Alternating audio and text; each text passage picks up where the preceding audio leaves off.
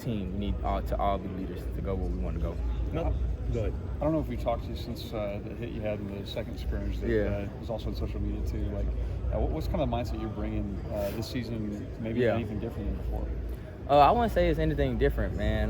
Like Coach Woe's motto is swarm D, and so we just try to swarm to the ball and be violent when we get there. What do you remember about playing LSU in 2020, playing TJ Finley in 2020 down in Baton Rouge? Yeah, I knew he was very good in LSU offense when we played him my freshman year. He made a lot of good reads with the ball, and he kind of knows where his playmakers are. He's going to try his best to get the ball to his playmakers. Same thing, anything stand out in 2021 when you played him at Auburn? Just the way he handled the offense and the way he managed the game and got the ball to his playmakers when he needed to. What has been your message to the rest of the defense about playing him the third time and maybe his size and how unique he is as a quarterback? Yeah, I think we go into the game with the same mindset every time, no matter who we play. You know, he's a big guy, but in the SEC we play big guys and big quarterbacks all the time. So we just need to go in there, have the best week of preparation that we have, and go in there and execute on Saturday.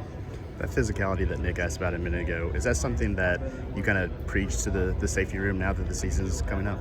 Definitely. I think we want to be fearless when it comes to defense, not only in the safety room, but across the board from the corners, D-line to the linebackers. Everybody on the defense wants to show up with violent intentions and really strike fear into our opponent. Coach Womack yesterday was talking about Keon and how he's kind of stepped up as a communicator. Yeah. Just how is that relationship like that, or between you guys in the back end? It's been great. We play very well off each other. It's one of the things when it comes from chemistry. We get along very well off the field. We're always hanging out together. So I think he sees a lot of the same stuff that I see on the field, and that's great to know, just so I can have another person in the back end with me that's seeing the same thing, and we can communicate it to everybody. But yeah, it's going to be fun taking the field with him and making plays Saturday. How have you seen him kind of emerge as a leader alongside you?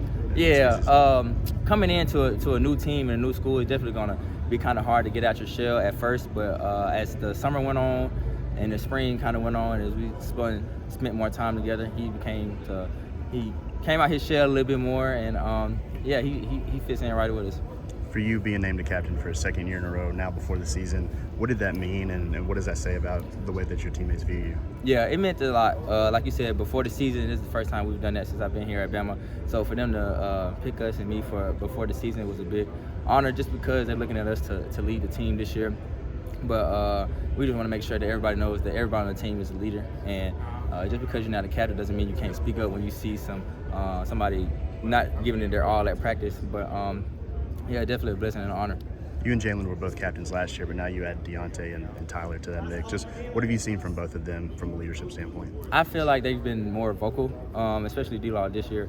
Him just being a mic backer and taking on that responsibility of being very vocal, even if it's not comfortable or it's not his MO. But he's done a great job of adapting and really communicating across the board, and even speaking up as a leader. That's one thing I challenged him to do. People hear my voice, people hear J. Mill's voice, people hear our voices, but him as a mic backer, I challenged him to start speaking up more this year, because he is a leader on this team. A lot of people value what he has to say, and he's done a great job with that, and he's been a great leader for us. Has Coach Ellis helped y'all out on defense at all, given he was on this WKU staff a few years ago? Oh, I didn't even know that he was on that. I'm going to ask him about that now, though, that you said that, but I didn't know. Appreciate that intel. How have you seen just the defense as a whole come together now going into game week?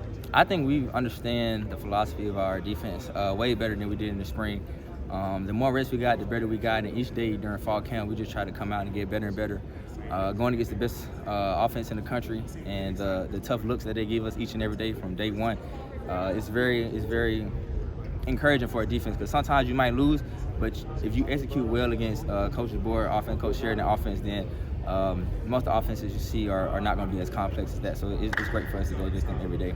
Knowing that one day you want to pursue a career in television, have you seen any of Nick Saban's game day clips from this past weekend, and what do you think about him on TV?